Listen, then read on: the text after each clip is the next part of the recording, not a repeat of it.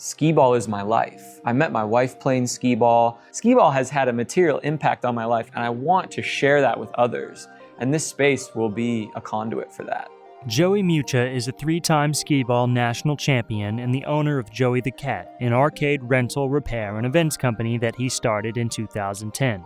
Building my business started out as a side project to my day job. I bought that Skee-Ball machine on eBay to practice and then had to learn how to repair it. So the natural progression was to put it in a bar, see if it could make some recurring revenue, and then use that money to buy another Skee-Ball machine. In 2014, Mucha purchased this warehouse in San Francisco's Mission District as a repair and storage facility. In 2019, he decided to convert it into an arcade and restaurant, which should have been a straightforward process since the property was already zoned for commercial use.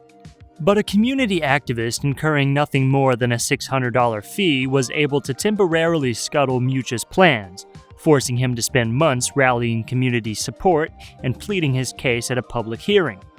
Joey the Cat's new outpost is slated to open in spring of 2021. But the story of how the project was nearly stopped and what Mucha endured in order to prevail underscores how even the most benign land use changes in San Francisco can be hampered by red tape. It's a root cause of the city's housing crisis and jeopardizes San Francisco's competitiveness over the long term. Joey the Cat should be renamed Joey the Liar. This is within 500 feet of an elementary school. We're talking about proximity to schools. We don't need our young people walking by that and seeing these negative, toxic images. I'm not converting this to a private event space only for corporates. I'm converting this to a public space that can be used by all. In a perfect world, if there was no red tape, we would have been open 6 months ago. Mucha's troubles started when Kevin Ortiz, a local activist affiliated with the anti-gentrification group Cultural Action Network, filed an application for discretionary review, a process through which any member of the public can ask the San Francisco Planning Commission to review an application for a building permit. Neither Ortiz nor Cultural Action Network responded to our interview request. Even though these reviews are supposed to be used only under exceptional and extraordinary circumstances, they've become a regular part of the city's land use process. For example, the owner of a falafel restaurant was able to delay the opening of a competitor by claiming that the neighborhood already had enough falafel. This home's third-floor addition was blocked on the grounds that it wasn't sufficiently Victorian. The conversion of a laundromat to an apartment building has been delayed for over 5 years due in part to its casting a shadow on an already shaded schoolyard.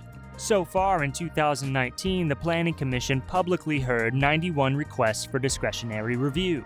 Because every building permit in the city is subject to this process, it adds enormous costs to construction, exacerbating the city's severe housing shortage. Mucha prevailed by devoting enormous time to winning over community support, which otherwise would have gone into running his business. I've basically become a politician, which I don't want to become, and I don't want that for anyone. I've watched a bunch of planning commission hearings and research to kind of understand the concept, because small business owners shouldn't be flung into this process and expected to be perfect at this when the activists are going to these almost weekly. I've gotten a profile on all the different planning commissioners. I know their names and I know kind of what they vote for and against. My team and I went and garnered as much support as we could from the community, and we've worked with architects and had to figure out how to make this space work for both what I want it to be and what is legally permitted, and make good business sense out of it. And finding that triangulation is incredibly complex and challenging, and has been very burdensome process for a small business owner. Mucha went door to door in the Mission asking for help from his neighbors. At the hearing, more than twice as many supporters as opponents came out to speak. Joey the Cat is fun for both adults and children, and more importantly, it is kept clean and it is a safe environment, which is more than I can say for some of the parks in our neighborhood. Political connections also came into play. Mucha received a letter of support from California State Treasurer Fiona Ma, who once held a fundraiser at Joey's Arcade. On a principle level, I think it's so hard for a small business owner to be successful in this city.